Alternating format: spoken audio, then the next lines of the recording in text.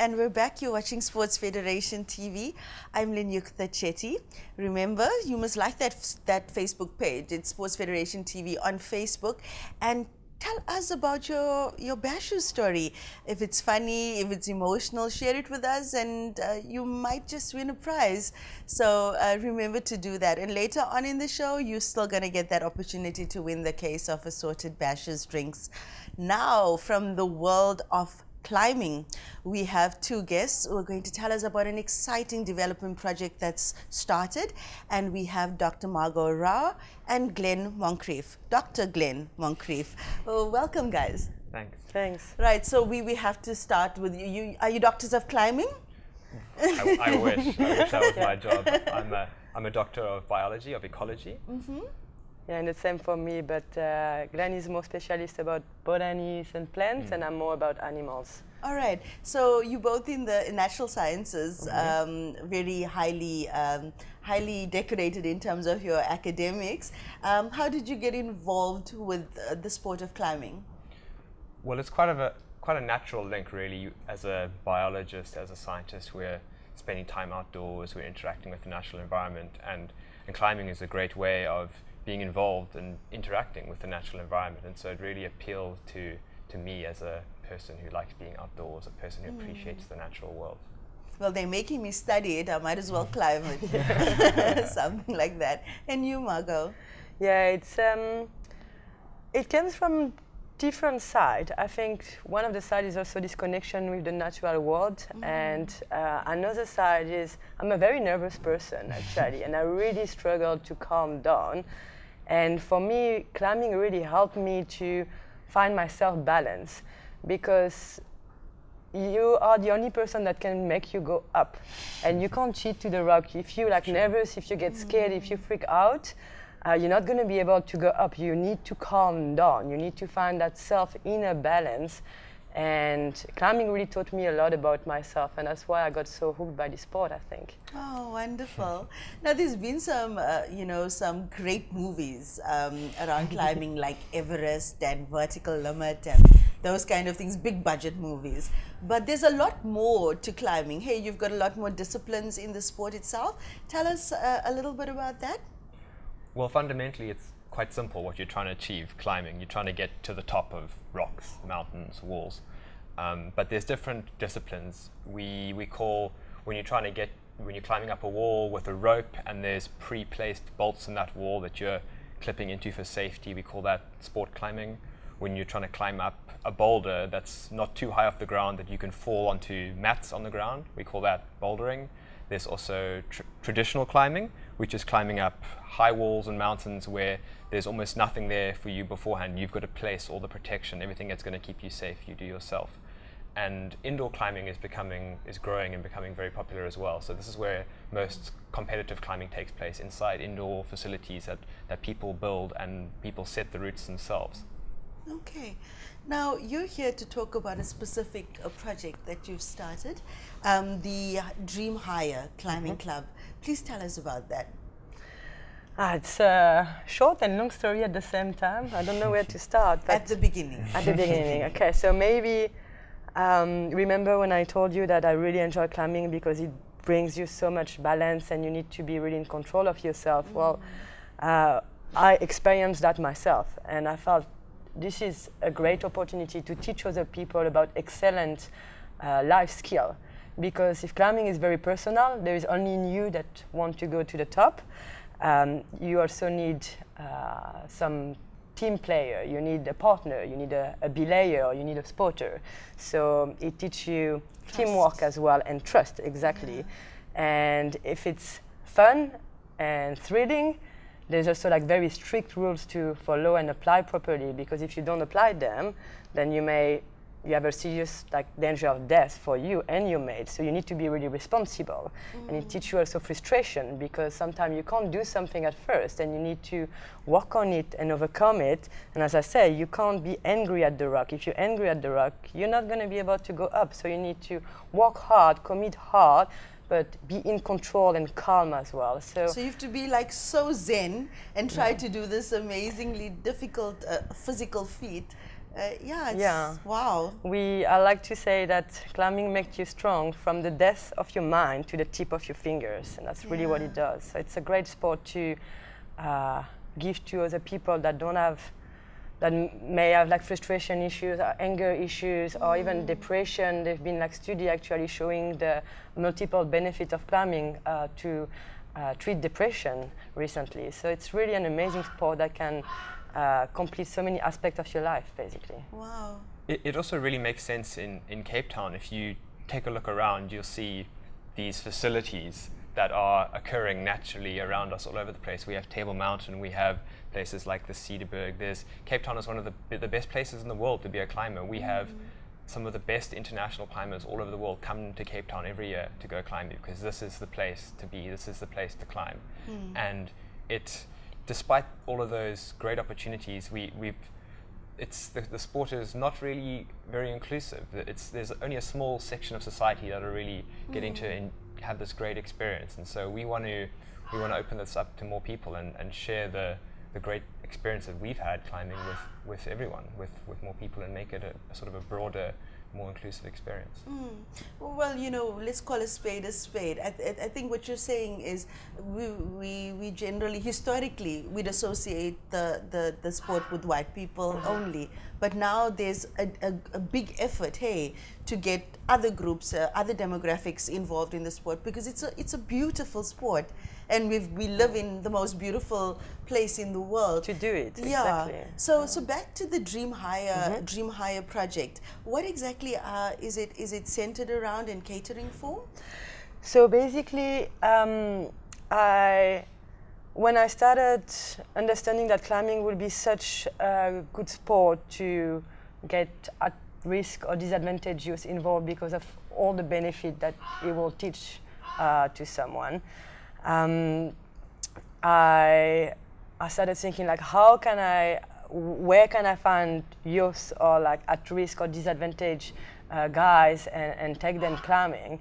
And I got recommended to contact the Homestead, which is a social center in Cape Town that has like different projects. One of them is to help teenager, but a young adult actually, because they're between 15 to 20, to be independent. So they're not like, what's the word, nurturing them? Nurturing?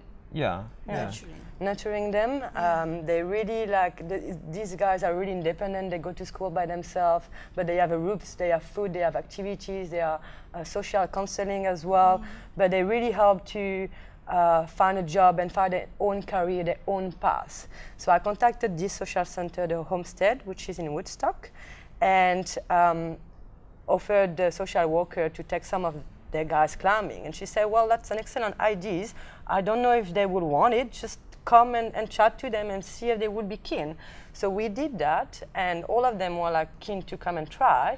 And we managed to set up a partnership with this prime new facility in Cape Town for indoor bouldering, which is called Block 11. And they accepted to be our host. So thanks to them, we now take these guys twice a week indoor bouldering at this facility and twice a month outdoor.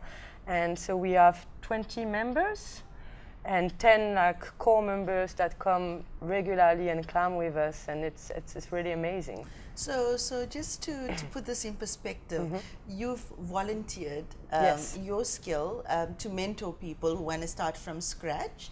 And so you're volunteering your time and your energy to this project, and then you've got a facility that's also volunteered their facility for it, for this purpose. It's so important to have the buy-in of the necessary role players when you're getting something like this off the ground. Hey. We've been really lucky with the support that Block 11 has given us, and also Vertigo Gear, which are climbing gear distributors and climbing guides, and they've supplied us with all of the equipment that we need to take our guys climbing outdoors, to give them every opportunity they need to go climbing. We've also had really great support from the community. Everyone we've shared our idea with has been right behind us saying, how can we help? What can we do? You know, you guys need coaches? Do you need gear? Do you need anything you want? People are really behind the idea and really keen to see it grow and to see it succeed.